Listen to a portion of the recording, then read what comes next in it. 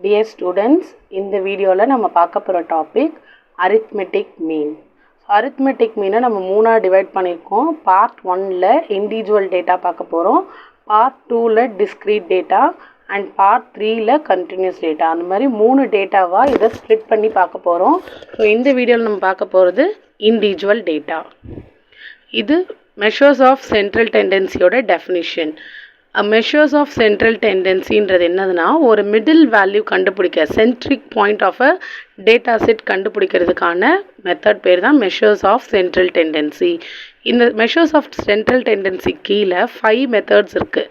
Arithmetic mean, geometric mean, harmonic mean, median and mode. இப்போ measures of central டெண்டன்சியை 5 different மெத்தட்ஸில் கண்டுபிடிக்கலாம். arithmetic mean first, median, mode, harmonic mean and geometric mean. So இதில் first நம்ம பார்க்க போகிற topic, இந்த வீடியோவில் பார்க்க போகிற topic arithmetic mean.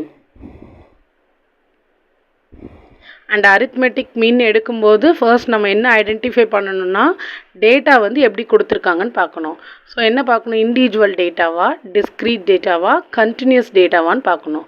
Individual டேட்டானா X terms மட்டும் இருக்கும், டிஸ்க்ரீட் டேட்டானா ஃப்ரீக்வன்சியோடு கொடுத்துருப்பாங்க, கண்டினியூஸ் டேட்டானா லிமிட் பேட்டர்னில் கொடுத்துருப்பாங்க. லிமிட்னா 0லேருந்து 10, 10லேருந்து 20 அந்த மாதிரி கொடுத்துருப்பாங்க. ஸோ ஒரு கொஷின் கொடுத்தாங்கன்னா ஃபர்ஸ்ட் நம்ம என்ன செக் பண்ணணும்னா, இண்டிவிஜுவல் டேட்டாவா, எக்ஸ் மட்டும் இருக்கா, இல்லை எக்ஸோட ஃப்ரீக்வன்சி இருந்ததுன்னா அது பேர் டிஸ்க்ரீட் டேட்டா, இல்லை எக்ஸ் இருக்குது ஃப்ரீக்வன்சியை வந்து கண்டினியூஸாக கொடுத்துருக்காங்க, ஒரு லிமிட் மாதிரி கொடுத்துருக்காங்க அப்படின்னா அது கண்டினியூஸ் டேட்டா.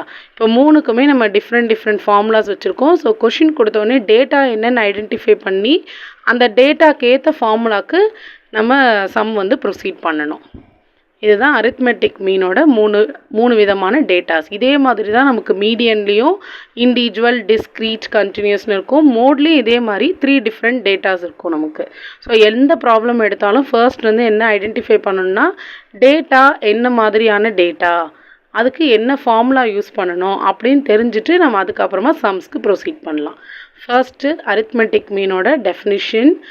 அரித்மெட்டிக் மீனுன்னு நம்ம சொல்லலாம், அரித்மெட்டிக் மீனை ஆவரேஜ்னு சொல்லலாம். ஸோ இது எப்படி இதோட ஃபார்முலா வந்து சம்மேஷன் ஆஃப் ஆல் அப்சர்வேஷன்ஸ், நியூமரேட்டரில் எல்லா அப்சர்வேஷனையும் ஆட் பண்ணிக்கணும், டிவைடட் பை டினாமினேட்டரில் number of data. And arithmetic மீனை எப்படி டினோட் பண்ணலான்னா, கேபிட்டல் எக்ஸ் பார்னு டினோட் பண்ணோம். ஸோ எங்கெல்லாம் நீங்கள் கேபிட்டல் எக்ஸ் பார்னு பார்க்குறீங்களோ அதோட பேர் அரித்மெட்டிக் மீன். ஸோ அரித்மெட்டிக் மீனை மீனுன்னு சொல்லலாம். First problem, Arun took 7 maths test in 1 year. What is the mean test score? mean test score அப்படின்னா ஆவரேஜாக என்ன மார்க் எடுத்திருக்காங்க அப்படின்னு கொடுத்துருக்காங்க, நமக்கு மார்க்ஸ் கொடுத்துருக்காங்க. இந்த மார்க்ஸை பார்த்தோன்னே நம்ம ஃபஸ்ட்டு ஐடென்டிஃபை பண்ணணும் இது என்ன டேட்டா அப்படின்னு. இந்த டேட்டாவில் ஃப்ரீக்வன்சி அப்படின்னு எதுவுமே கொடுக்கல, ஜஸ்ட் டேட்டா மட்டும்தான் இருக்குது. அப்போ sum of all observation divided by number of observations. So மேலே இருக்கிறதெல்லாம் ஆட் பண்ணிக்கலாம். ஸோ மேலே கொடுத்துருக்க நம்பர்ஸை அப்படியே ஆட் பண்ண போகிறோம். 89 + 73 + 60, 84, 91 அந்த மாதிரி நம்பர்ஸ் எல்லாத்தையும் மேலே இருக்கிற நம்பர்ஸ் ஆட் பண்ணிக்கலாம். 89, 73, 84 + 91 + 87 + 77 + 94. ஸோ மேலே இருக்கிறதெல்லாம் ஆட் பண்ணுறோம், divided by number of data. மேலே ஆட் பண்ணால் நமக்கு 595 வருது. ஸோ நம்பர் ஆஃப் டேட்டாவில் டிவைட் பண்ணோம். நம்பர் ஆஃப் டேட்டா எத்தனை கொடுத்துருக்காங்க, 7 டெஸ்ட் எடுத்திருக்காங்க. So divided by 7, 595 divided by 7 equal to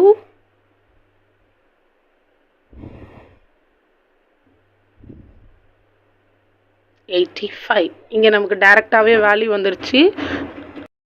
இங்கே எக்ஸாக்டாக வேல்யூ வந்ததுனால இது இப்படியே ஸ்டாப் பண்ணிடலாம். ஒருவேளை டெசிமலில் வந்ததுன்னா நம்ம அதை ஒரு 2 டெசிமல்ஸ்க்கு ரவுண்ட் ஆஃப் பண்ணி எழுதிக்கலாம். Next sum, find the mean of. Okay, next problem பாருங்கள். During speed for 6 different cars on the same highway. So 6 different values கொடுத்துருக்காங்க. வேல்யூ கொடுத்ததுக்கப்புறமா நம்ம மீன் கண்டுபிடிக்கணும்னு நமக்கு தெரியுது. ஸோ மீனில் இது என்ன டேட்டான்னு முதல்ல சொல்லணும். இது இண்டிவிஜுவல் டேட்டாவா, டிஸ்க்ரீட்டா, கண்டினியூஸா. இங்கே ஃப்ரீக்வன்சி கொடுக்கல, ஸோ இண்டிவிஜுவல் டேட்டா. ஸோ இதுலேயும் நம்ம எல்லாமே சம் எல்லாம் ஆட் பண்ண போகிறோம். மேலே இருக்கிற டேர்ம்ஸ் எக்ஸ் எல்லாம் ஆட் பண்ணிக்க போகிறோம். எக்ஸ் வந்து 66 plus 57 plus 71 plus 54 plus 69 plus 58. Okay, sum of all observations add பண்ணிட்டோம். 375 வந்திருக்கு. average ஓட formula sum divided by number of data. So number of data இங்க 6. So divided by 6 போட்டால் நமக்கு exact value வந்துரும். It is 63. So இந்த problem ஓட answer 60. இது ஒரு sum நம்ம practice காக.